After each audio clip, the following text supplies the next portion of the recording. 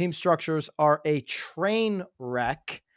Here's why it's ruining rankings. I mean, it's pretty aggressive. It's like an aggressive headline for sure. Yeah. I Yeah. mean, the team structures are a train wreck. Definitely an Total train aggressive wreck. headline. Are some of the biggest teams in the industry really brokerages or teamerages? I've never heard Advice? that until I read this article, I'll be honest. Oh no, teamerage. That's like a trending word the last couple of years. Teamerage. Clearly. I haven't, but I'm not trendy, so I'm always the last to know. Well, you know now. And how does I that do. affect the way they're ranked? Before 2023, rankings come out, Troy argues. Let's get this figured out. So I like that you said that, Nicole. You didn't know teamerage. In the Mhm. comments, if you never heard teamerage, if you're learning about it now for the first Mhm. time, let us know in the comments. My understanding of the definition teamerage, which is new, it is a Yep. new evolving word in real estate, is an independent brokerage that fully operates as a team. So the entire brokerage, which is independent of another brokerage brand, Mhm. operates as a team. That's the definition that I use. If there's another definition out there, because they don't define, Troy doesn't define teamerage in here. Right. This is an open discussion for the industry. He's looking for us to debate this out a little bit and Mhm. figure out what the best formula is so that we can start to get these rankings right. There's been for sure a lot of conversation around teams the last 10 or 15 years. For sure. Well, and I think it's a healthy way to do it instead of people being like again because he references real trends in here, and everyone kind of being like, "Well, that's bullshit," because they have like 90 million people and I only have 4. So I do think that it's a healthy way to at least start having a conversation so that people just stop talking shit behind each other's backs. Really We're going to get into real trends. Real trends, for all the issues with real trends, it is one of the more fair. fair or followed or looked at reports Mm-hmm. in the industry. There's definitely some issues. We're going to get into real trends. There's a whole bunch of other rankings. Like, what's the one where they email you and they're like, send me $300 and you can be agent There's top agent. more than one of those. What's There's the what top well, agent magazine? even well, yeah, there's a top agent magazine. The amount of times that It's people like not even a within our real magazine. it's not. So it's oh my gosh, you remember when you were a kid and I think it was like Disney World and you could pick which magazine cover you wanted to be on That's if what it it was is. like a race car, you could be like a race car driver with like your mom or like your dad. That's exactly what that is. And the same thing with homes. Like I feel like Home Snap's sort of the same way.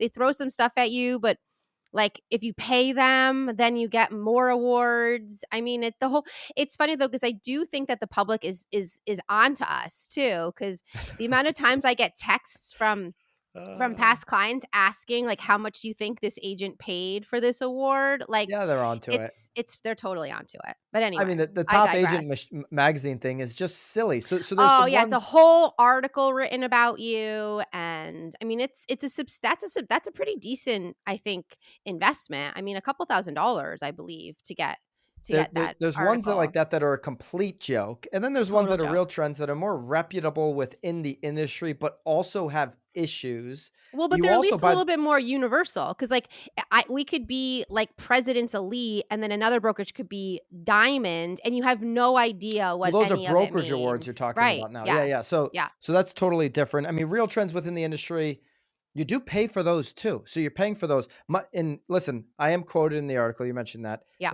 One of the things that I say in here Hmm. is if there's not clear rules, if these real trends or whoever don't start defining clear rules around these rankings that Hmm. everybody can understand in its entirety and don't make exceptions. I've got an example of a big exception that Real Trends made in the past that we know about for our particular state.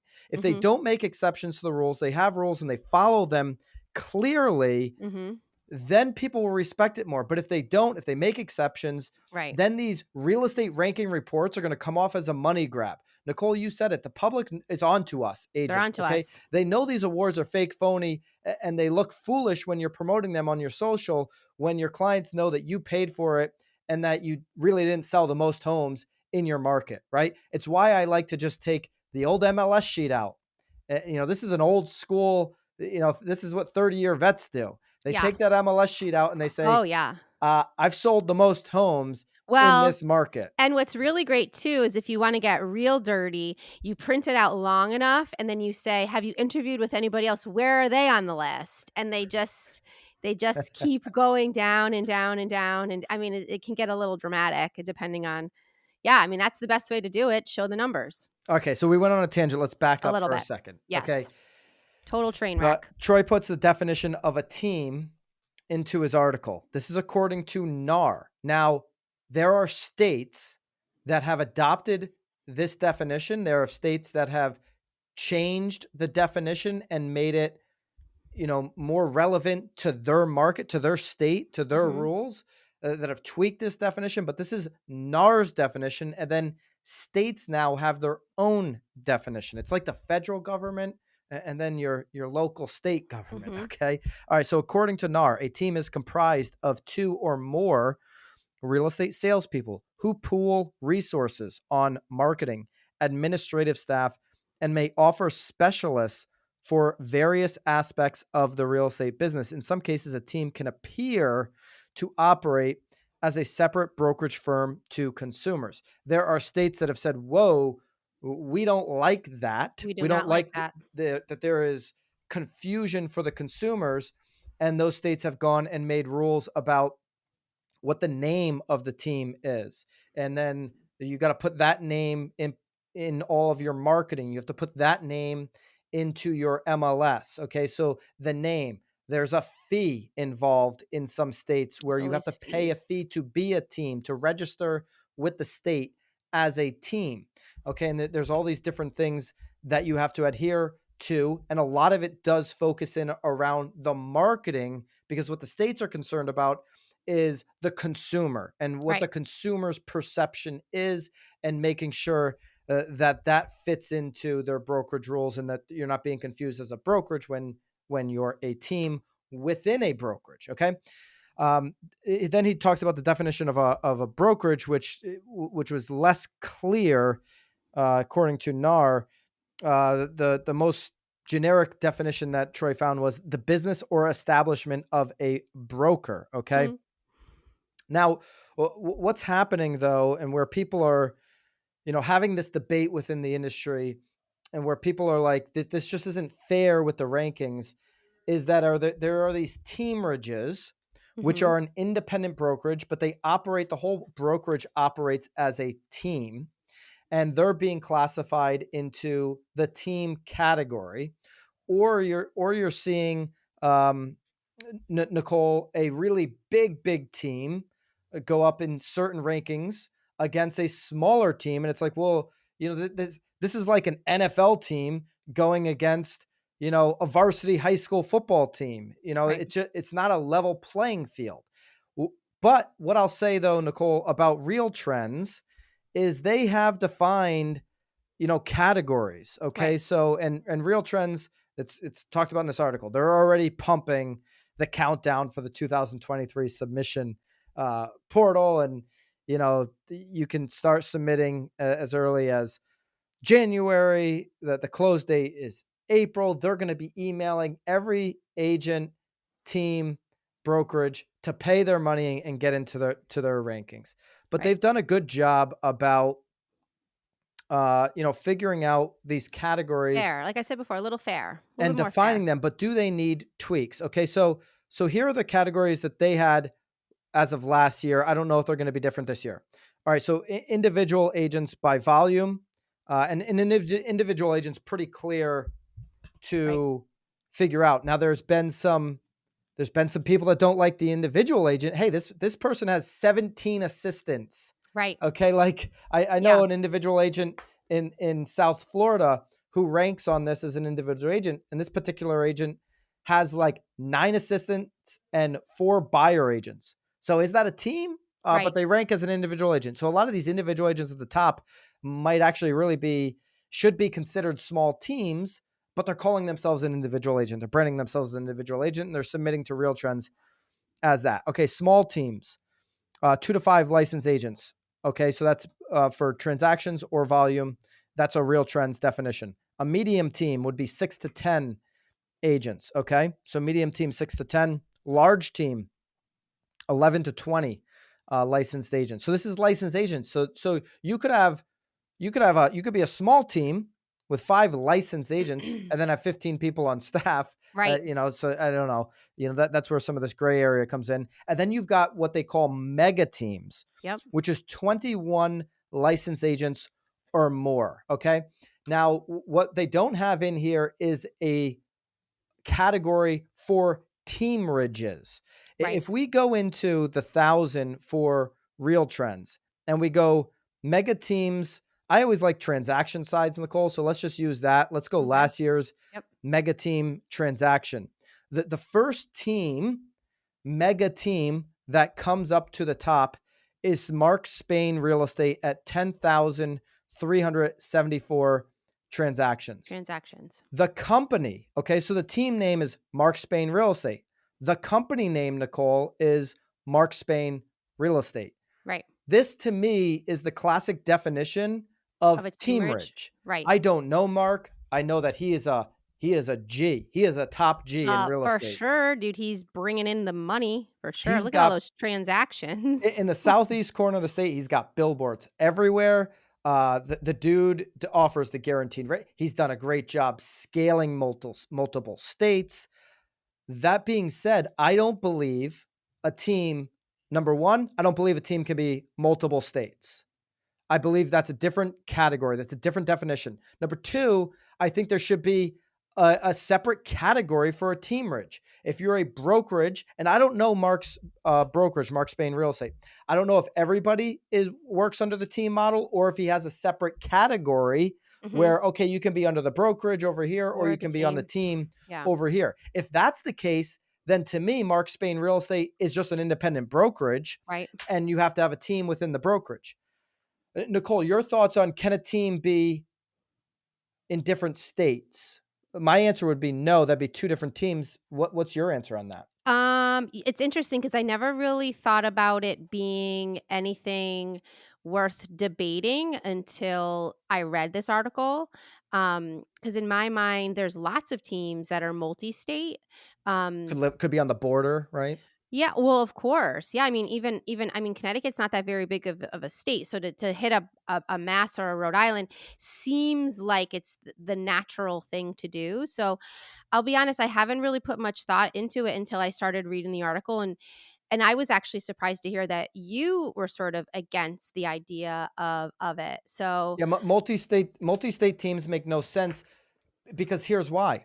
You brought up Connecticut. Well, Connecticut has a definition around teams that is different from Massachusetts, that is different from Rhode Island. Right. So how can you have a team in, let's say you can be licensed in all 3 of those states. Those are states that are reciprocal to each other in the licensing. Yep. So you could be licensed in all 3 states. You could have a team. You could have agents that work both sides of the border, right?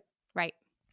But to say that team, you can encompass all those deals into that one team would be false just off the premise that you're breaking your own state's rules within Connecticut.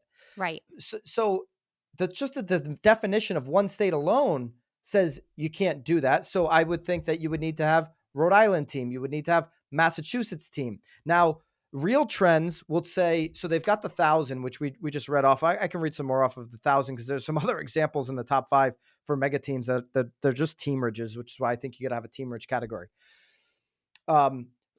We had a situation, Nicole, in America's Best, the ranking, the other section of this Real Trends where they break down each state. Okay, who was number 1 in this particular state? Okay, we came in number 2 one year in Connecticut because the number 1 team dumped in a couple hundred deals his numbers from another state, from Massachusetts. Well, how are you the number 1 team in Connecticut and you're ranking 200 deals in Massachusetts? I said Real Trends. I said, well, what is this? Well, this is just, they were only claiming stake in 1 state. They did all these deals. So you're letting 200 deals in Massachusetts elevate a team to the number 1 spot in Connecticut. Tell me what sense that makes. Right. Please tell me what sense that makes. It doesn't make any sense. Well, like in what you were saying earlier, it takes away like the power of it then, because then the other teams are then sort of disputing the fact why they're number two or number one, taking away the legitimacy then of the entire award you know A- together. And that's where people, they look at the solo agents that have 9 assistants and they say, Real Trends, this is a garbage list. They look at the teams that are actually a brokerage and they're categorized as a team and they say, Real Right. Trends, this is a crappy list. Right. So, I don't think anybody has a perfect list. You know, there's RIS No, because Media again, that comes out with a yeah, list. There's yeah. other lists out there. There's not one that I think the industry would categorically say is the list. Is like the NFL, you want a golden jacket, you want to get to the Hall of Fame. That is like the end all be all for every football player. In real estate, there's not that. There's a bunch of people, a bunch of these Real Trends and others that are grabbing money. Mhm. You're submitting your numbers, they're validating it, and then they're making exceptions for people. And it becomes, to me, nothing but a money grab. And that's where they're losing the validity of these Right. lists. Yeah. Well, and I mean, it even boils down to even local market too, right? I mean, everyone I feel like daily is manipulating the Yeah. numbers to make themselves be number one. And you'll see next to most of those number ones, there's a friggin' asterisk that you then have to reference at the bottom of their article or their ad saying where they are number one. And it's probably within like a quarter of a county in half of a town, depending on how that number actually reads for them. So yeah, I mean, at the end of the day, I guess it's a pretty big train wreck. Agents, teams, your market thinks you look silly when you're claiming this vague number one team, number Mhm. one agent without a proper definition behind it. If Right. you're number one in your state, what does that mean? Is that total transactions? Is that most money sold? Or is that some phony award you bought off a top agent magazine? What does number one mean? Define it so that you can actually garner the respect that you're seeking when you put that out there. We can go down the Real Trends list more. There's a whole bunch of disparities in the comments. First of all, thumbs up if you think that all of these rankings are a little bit silly. In the comments, let us know what definitions you think should be put into these rankings. Should there be a team ridge? Should there be more clarity around independent brokerage? I mean, if you go to the independent brokerage, Nicole, Mhm.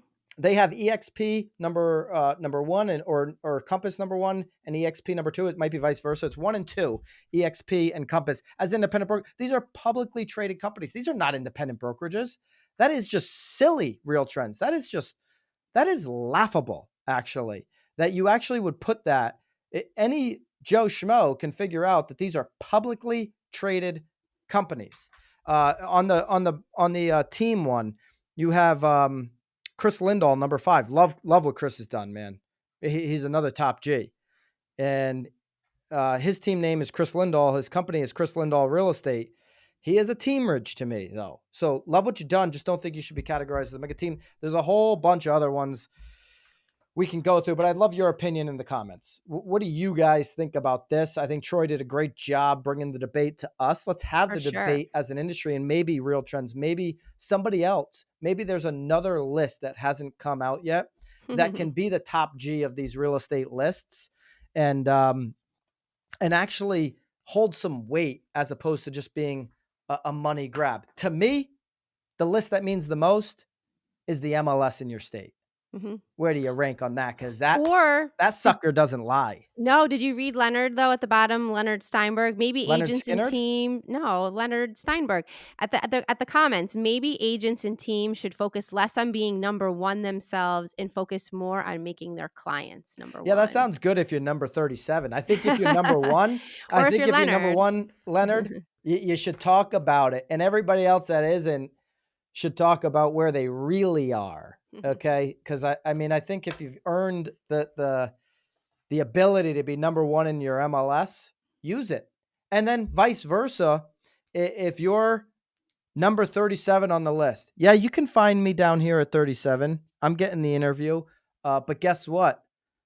Look at how many listings number 1's holding, and you're gonna get all my attention because you're gonna be listing number 2 on tap here for me. So there's a way to go into the living room and debate either side of it if you're not number one, but don't be faux. Don't, you can eat faux, but don't be faux. Wow, look at you.